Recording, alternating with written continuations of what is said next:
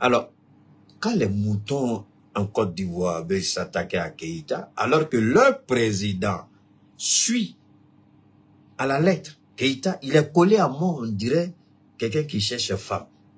Mais c'est un vieux idiot, moi je ne suis pas femme. Tu me suis pourquoi? Ah, il dit Keïta, je te suis parce que j'écoute ce que tu dis. Donc ce que je dis, les moutons qui sont en Côte d'Ivoire, les suiveurs idiots d'Ado Mouton, là, je vous dis aujourd'hui, votre président même, là, il vient s'inspirer de Keïta pour faire sa politique. Ouais, c'est qu'il faut dedans. Moi, je vous ai toujours dit ça. Attendez, ça là, c'est sorti quel jour? Le Dieu de Christ, ça là, ça fait même pas 2 semaines, mais ça fait des mois, sinon des années que je dis à Asmi, il est le plus cool. Il met toujours, parce qu'il est plus ouvert.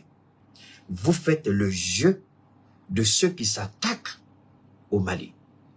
Et c'est malheureux de voir que des Africains se laissent encore berner par ce double jeu de l'Occident qui ment et qui manipule. Je ne vais pas aller trop loin. L'Ukraine est en guerre et tous les soldats ukrainiens qui ont tendance à dire que les décisions de la hiérarchie ne sont pas des bonnes décisions sont qualifiés tout de suite de traître et de haute trahison. Ceux qui réussissent à fuir de l'Ukraine, on l'a vu sauve. Tous ceux qu'on arrive à mettre la main dessus, ils vont directement en prison, sans aucune forme de procédure. Vous avez trahi. Ça, c'est la haute trahison. Le Mali est en guerre. Est-ce qu'on peut comprendre ça? Le Burkina est en guerre. Est-ce que c'est difficile de comprendre? Le Niger est en guerre. C'est la dislocation de nos États que les gens sont en train de planifier. Et Dieu merci, on a des fils dignes d'Afrique qui ont dit on préfère mourir que de regarder et assister à la dislocation de nos pays. Je ne porte pas d'armes, j'aurais souhaité porter une arme. Je ne porte pas d'armes. Mais mon arme, ma Kalachnikov, mon char, mon drone, mon hélicoptère de combat, c'est ma bouche. C'est ma bouche. Ma bouche lance plus de, je ne sais pas comment dire, ça dit que plus de munitions que je ne sais pas si on dit un ou une Kalachnikov, mais en tout cas, ma bouche, ça lance plus de missiles qu'un drone, qu'un hélicoptère, qu'un avion de combat. Ma bouche, c'est ça, c'est mon arme de combat. Le militaire a prêté serment sous le drapeau. Comment vous prêtez serment sous ce drapeau-là? Et puis vous osez dire que vos frères d'armes ont commis des crimes, ont commis des exactions, alors que vous n'apportez aucune preuve. Moi, Keïta, j'ai ma petite chérie, ma soeur que j'aime bien, qui est du côté d'Abidjan, je ne dirai pas son nom, pour ne pas qu'on lui crée des problèmes. Elle me suit beaucoup. Elle dit, comme toi Keïta, là, tu ne parles que quand tu vois. Tu ne crois que quand tu as la preuve. Voilà la preuve pour toi aujourd'hui. Elle, c'est comme ça, elle me parle, mais c'est une amie très chère, on a fait le lycée ensemble. Hein. Elle me dit, Kata, tu ne parles que quand tu vois. Kata, tu ne parles que quand tu as la preuve. Mais quand on est un soldat et qu'on veut accuser toute une armée, il faut apporter la preuve. Mais quand vous dites les organisations de défense des droits de l'homme, qui ont travaillé avec l'agenda de ceux qui ont planifié la partition de notre pays, ces agendas-là, maintenant que moi j'aurais souhaité par exemple que ce colonel de la gendarmerie, une mise au point, et puis on va aller tout de suite avec notre premier sujet du jour, moi j'aurais souhaité par exemple qu'il soit fier de dire aujourd'hui, au regard des accusations qui ont été portées par les organisations de défense des droits de l'homme et puis la communauté internationale, je suis fier aujourd'hui de présenter au monde en tant que colonel de la gendarmerie que le monde regarde aujourd'hui les nouveaux outils de combat que notre armée a aujourd'hui. Nous ne menons aucune opération terrestre ou aéroportée sans filmer. On a des caméras qui sont aujourd'hui au sein de notre outil de défense. Tous nos hélicoptères, nos drones sont équipés de caméras. Certes, par le passé, notre armée a été accusée, mais aujourd'hui, notre armée se bat et chaque combat est filmé, chaque frappe est filmée. la surveillance est filmée. Moi, je pense que c'est ce qui devait être. C'est ce qui devait être. Merci beaucoup. Une calage soul to soul. Merci. Moi, j'aurais souhaité aujourd'hui qu'il dise ça. Qu'il défende ses frères d'armes pour dire qu'aujourd'hui, Dieu merci, nos outils de défense sont équipés de caméras. Aussi bien au Mali, au Niger qu'au Burkina. J'aurais souhaité qu'il dise ça. Mais dans son livre, à en croire les commentaires que les gens font, vous savez, moi je m'interdis, je me défends de lire ou de regarder certaines choses. Parce que pour moi, lorsque le début est faussé, lorsque la base est faussée, moi je ne rentre plus dedans. Je ne cherche même plus à comprendre. D'autres personnes peuvent le lire pour peut-être... chose. La question n'est même pas seulement d'arrêter le monsieur, c'est d'arrêter même la publication, c'est de retirer tous les livres des rayons de vente.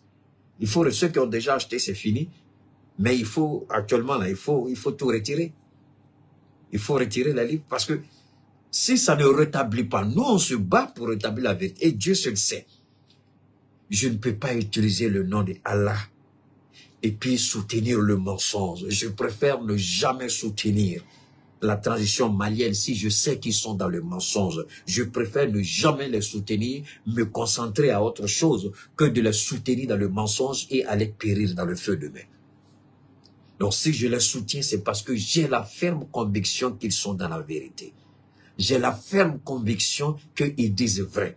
J'ai la ferme conviction qu'ils se battent pour le droit et la vérité. Voilà, moi, mon combat que je mène. Et ma bouche est mon outil de défense. Ma bouche est, tu dis quoi, une kalash? Ma bouche est ma kalachnikov. Ma bouche, c'est mon drone, c'est mon hélicoptère. Ce sont mes Sukhoi. Ce sont mes avions de frappe. Si l'Occident elle-même a décidé de placer dans ces consulats, ils appellent des Maliens, au moment où, l'époque où je parlais en français, ils appelaient, pardon, en bambara, ils appelaient des Maliens pour leur traduire.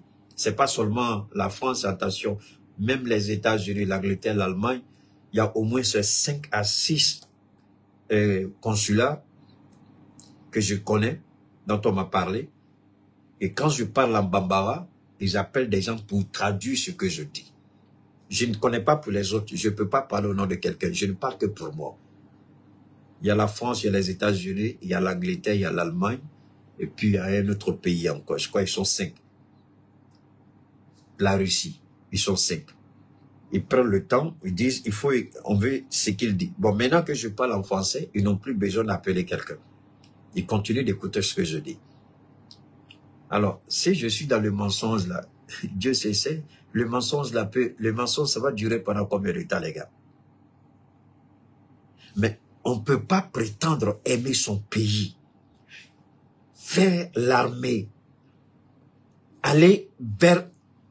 J'ai du mal à comprendre. C'est-à-dire c'est tellement balèze pour moi. Je me pose la question, où est-ce que ce monsieur-là, à quoi est-ce qu'il a pensé, qui l'a poussé, pourquoi? Et moi, quelque part, c'est vrai, ici, on doit... La hiérarchie de la gendarmerie, le commandant supérieur de la gendarmerie, je ne dis pas qu'on doit l'interpeller, mais le commandant... Si c'était dans un pays occidental, au nom de Dieu, le commandant de la gendarmerie, on allait le pousser à démissionner. Vous avez bien compris. Si c'était aux États-Unis ou dans un des pays européens, wallahi, au nom de Dieu, le commandant de la gendarmerie, on m'a dit, il a laissé un électron libre porter le discrédit sur l'ensemble de l'appareil de défense de l'État. On va poser la question, est-ce que le commandant de la gendarmerie était au courant? Alors, s'il n'était pas au courant, comment est-ce qu'il peut dire ou officiellement ou officieusement, qui n'a pas entendu l'élément en train de rédiger un livre? Si c'est aux États-Unis, on va l'appeler au Sénat, devant le Congrès, pour qu'il aille s'expliquer. Et s'ils ne sont pas convaincus, ils vont voter tout de suite une motion de censure pour le destituer, pour le démettre. Et c'est pourquoi je dis, cette affaire-là, c'est beaucoup trop balèze. Et c'est pourquoi je dis, Dieu merci, ça dit que la situation a été gérée. Sinon, ça là, il y a trop de ramifications. Ça dit ça là. Quand le blanc dit, on va les déstabiliser, ça là, le livre là, c'est un élément de déstabilisation. Parce que ça peut créer la discorde entre la gendarmerie et les forces de défense et de sécurité, c'est-à-dire les militaires. Donc, créer C'est-à-dire, les gens sont en train de sous-estimer ce que le monsieur a fait. Les gens sont en train de sous-estimer ce qu'il a fait. Mais ce qu'il a fait est grave. Ça, là, au nom de Dieu, ça peut envoyer la guerre civile dans le pays. Comment ça? Les gendarmes et les militaires peuvent devenir tout de suite des ennemis. Tout de suite. Tout de suite. C'est pourquoi c'est un sujet, quand vous abordez, faites-le avec beaucoup de lucidité. Ne le faites pas avec les passions pour activer ou attiser la colère ou la frustration de gauche ou de droite. Ce qu'il a fait est dangereux, parce que même la gendarmerie, même la hiérarchie de la gendarmerie, pour ne pas dire le commandement supérieur de la gendarmerie, les officiers supérieurs, eux tous, ils sont tous, je ne dis pas qu'ils sont complices, mais l'action du monsieur les met tous mal à l'aise.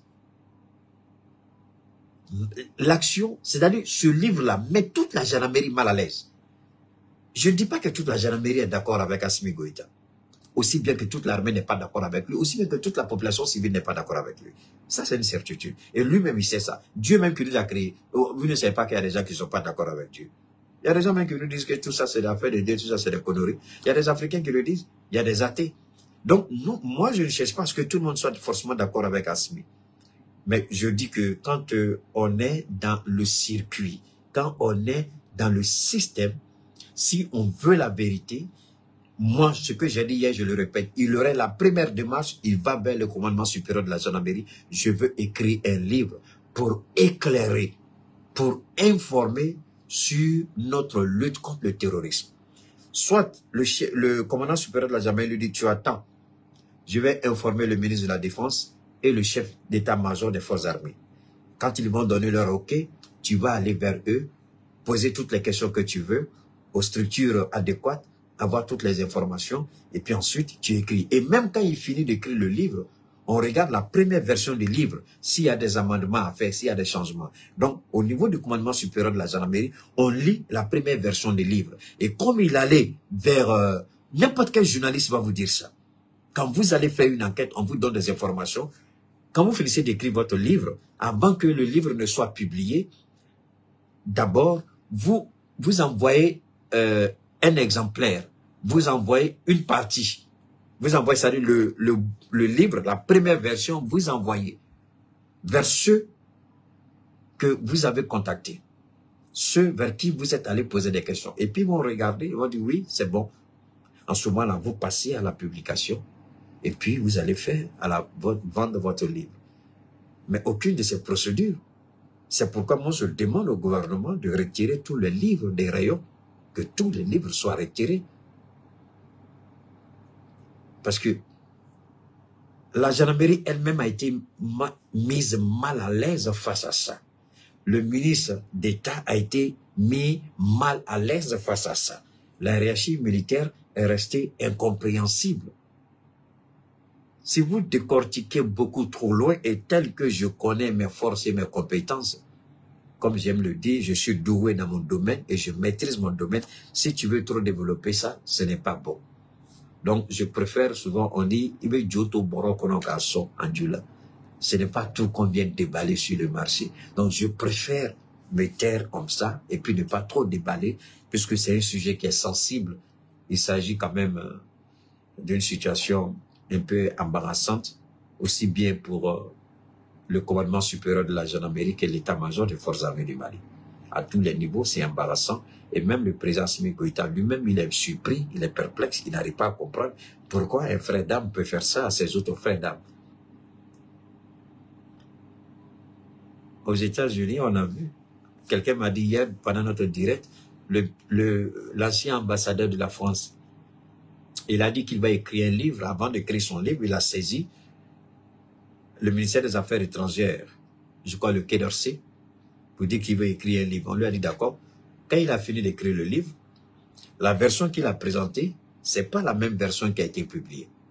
Et quand il a envoyé la version finie du livre au Quai d'Orsay, quand ils ont lu, alors que la date de la publication, le lancement, tout ça a été calé, quand ils ont lu, ils ont tout de suite dit non. Ils ont refusé que le livre soit publié. Ils ont refusé que le livre soit vendu. Et ils ont mis Sylvain Alté au pas. Pas un mot de ce livre-là. Alors, pourquoi c'est chez nous ici? on se livre à ces spéculations. La presse occidentale raconte sa vie de merde et de ménage. Alors, chez eux, combien de personnes Zelensky, au sein des forces armées ukrainiennes, combien d'officiers supérieurs Zelensky a fait arrêter et accusés de haute trahison? Même ses conseillers, il les a accusés de haute trahison. Alors, pourquoi quand c'est chez nous, on n'a pas ce droit-là? Ça, c'est la trahison. Il a trahi ses frères d'armes. Aussi bien, il a trahi la gendarmerie. Le corps auquel il appartient, il a trahi ce corps-là, ce corps de défense. Il a trahi la gendarmerie. Il a trahi la gendarmerie. Il a trahi le peuple malien. Il a trahi ses frères d'armes. Il a trahi tout le monde. La recherche de la vérité, ce n'est pas ça. C'est pas ce que le capitaine a dit. Il dit, venez vers nous si vous avez besoin de savoir. Venez vers nous. Il se base sur des soi-disant rapports des droits de l'homme.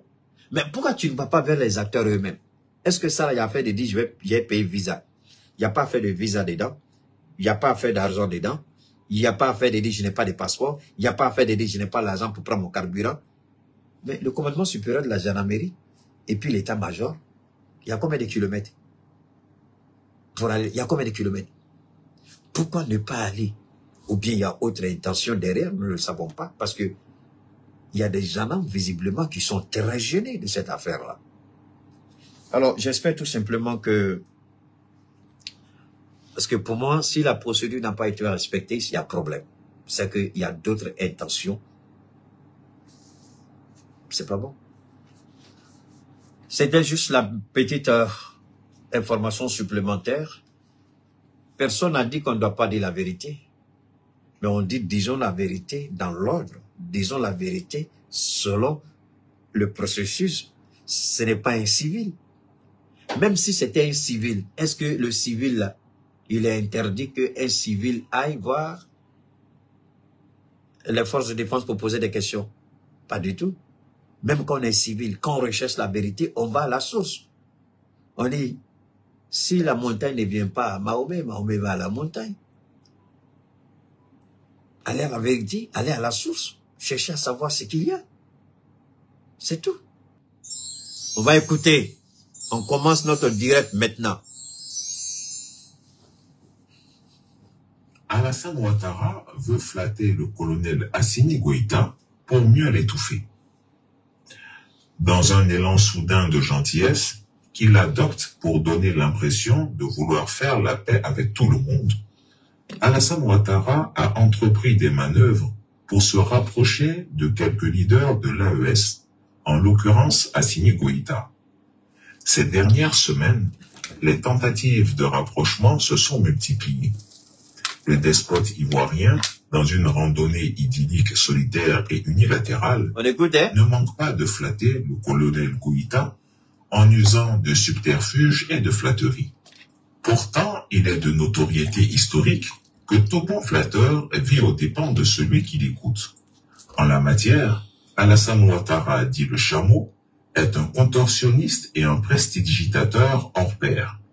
En effet, dans une stratégie toujours aussi perfide et hypocrite de renverser la donne dans les trois États de l'AES, qui commencent véritablement à prendre du coffre politiquement, il s'est donné pour mission de diviser pour mieux régner. Ainsi, il affuble le colonel Assimi Goïta de tous les qualificatifs doucereux. Selon lui, ce dernier est celui qui est plus apte à la discussion, plus diplomatique. Ici, je vais m'arrêter un tout petit peu. Ceux qui me suivent depuis belle lurette, ceux qui marchent avec moi, ceux qui comprennent bien la méthodologie, la démarche de Keïta, dans cette lutte héroïque et glorieuse que nous menons pour la souveraineté de nos États, pour l'indépendance véritable à partir des trois éléments clés qui guident l'action gouvernementale dans les trois États, c'est-à-dire le respect de la souveraineté, le respect des choix stratégiques, la prise en compte des intérêts vitaux de nos États, de nos populations. Les trois États, c'est la même chose, il n'y a pas de différence. Je vous ai toujours dit que Assimi Goïta, il est le plus souple des trois présidents et que le capitaine, il est le plus dangereux qu'on ne peut l'imaginer. C'est pas ce que Chris Appi répète ici. Non, non, non. Si je me trompe, dites, hey, faut être Keïta. Je vous ai toujours dit que Assimi, il est le plus cool, il est le plus... Mais le général et le capitaine, vous ne pouvez pas vous amuser. Alors, quand les moutons en Côte d'Ivoire veulent s'attaquer à Keïta, alors que leur président suit à la lettre Keïta, il est collé à moi, on dirait quelqu'un qui cherche femme. Mais c'est un vieux idiot, moi je suis pas femme. Tu me suis pourquoi? Ah, il dit Keïta, je te suis parce que j'écoute ce que tu dis. Donc ce que je dis, les moutons qui sont en Côte d'Ivoire, les suiveurs idiots d'Ado Mouton, là, je vous dis aujourd'hui, votre président même, là, il vient s'inspirer de Keïta pour faire sa politique. Ouais, c'est qu'il faut dedans. Moi, je vous ai toujours dit ça. Attendez, ça là, c'est sorti quel jour? Le Dieu de Christ, ça là, ça fait même pas 2 semaines, mais ça fait des mois, sinon des années que je dis Assimi, il est le plus cool. Il met toujours, parce qu'il est plus ouvert. Et pour vous rappeler, j'ai fait une intervention il n'y a pas trop longtemps. J'ai dit Assimi, il faut être ferme. Mets un terme à tout ça. Il faut être, maintenant, le temps de l'amusement est terminé. Tu as trop fait plaisir aux gens. C'est fini maintenant. Vous vous rappelez? Alors que le président Ouattara, il est caché dans son petit coin, sa petite nièce qui a grande gueule, là, c'est elle qui vient piocher ce que Keïta dit, et puis elle va mettre dans l'oreille de son papa. Ah! Keïta, tu es fort, hein? Pas dit ça, Ghana. On va continuer. Tandis qu'Ibrahim Traoré et Abdourahmane Tiani sont incontrôlables. Bon, c'est pas ce que j'ai dit. La CEDEAO, lui et moi, pensait nous mettre à genoux et nous ramener dans le giron du régime déchu et de la France. Ces organisations régionales ne savaient pas qu'elles avaient en face d'elles un peuple guerrier, descendant des grandes figures historiques qui ont forgé la nation nigérienne. Le Niger, notre cher pays, nous appartient et c'est à nous de forger son destin, Inch'Allah. L'heure des tractations et de combines dans les officines est révolue. Vous avez désormais en face de vous un peuple qui a pris son destin en main. Nous n'acceptons aucun chantage. Ah, ça c'est un vrai militaire. Aucune intimidation, aucun préalable. Pour Alassane Ouattara, il faut mettre en confiance le président malien pour ainsi tuer le projet de l'AES qui fait faiblir la CEDEAO. Ceci dit, il faut aussi ajouter qu'il se méfie littéralement du capitaine Ibrahim Traoré. Ce dernier, ayant en sa possession toutes les preuves des tentatives de déstabilisation et d'assassinat contre lui, pilotées depuis Abidjan, il craint que le président burkinabé ne lui fasse un retour d'affection, c'est-à-dire vouloir lui rendre la monnaie de sa pièce en essayant de déstabiliser son pouvoir déjà chancelant. Alassane Ouattara est convaincu que le Burkina Faso l'ayant lâché, il lui faut trouver d'autres soutiens. Alors, pour mener à bien cette mission funeste, le dictateur des lagunes a besoin d'un cheval de Troie. En effet, ayant réussi à gagner la confiance des chefs d'État de l'AES, Faure Gnassingbé, qui s'était tenu à équidistance des palabres entre la CEDEAO et les États de l'AES, est le bras séculier parfait pour mener la sale besogne. Ici, l'intervention de Yapi, ça fait 11 minutes 40, mais on va s'arrêter là pour venir pour faire le reste. Ça c'est des comment vous dire ça, c'est cuit manger. L'essentiel,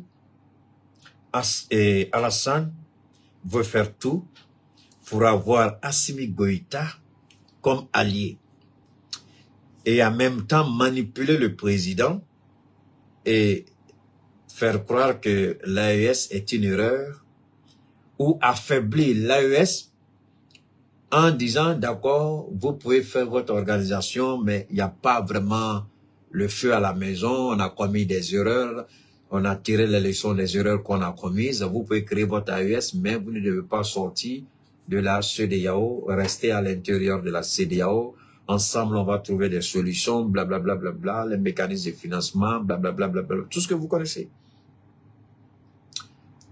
Mais le vieux, il a oublié. Mais alors, maintenant, de vous à moi, réfléchissons. soit la Côte d'Ivoire va rentrer dans une récession, c'est-à-dire une crise économique, comme on dit, la conjoncture. La Côte d'Ivoire va rentrer dans une crise économique sans précédent dans quelques mois. Donc, faire en sorte que la Côte d'Ivoire puisse avoir une porte de sortie, une sorte de bouffée d'oxygène. Quand vous êtes étouffé, vous avez besoin d'une bouffée d'oxygène pour respirer. Et l'économie ivoirienne est étouffée. Donc, Alassane Ouattara a besoin de cela. Ça, c'est une première hypothèse. La deuxième hypothèse, marmailler et puis détruire, comme Christian Pi l'a dit, parce que lorsqu'il y a une situation, ne regardez pas seulement un seul aspect. Développez l'analyse, allez beaucoup plus loin, ne vous limitez pas seulement à un seul constat. Au regard de la situation, vous pouvez faire 2, 3, 4, 5, 6 réflexions. Moi, je vais vous donner seulement 2, plus ce que Christian Pi a dit. Mais il y a un seul qui me tient à cœur. C'est ici. C'est là que je voudrais que vous écoutiez maintenant. C'est ici. Pourquoi il veut Assimi? Écoutons maintenant.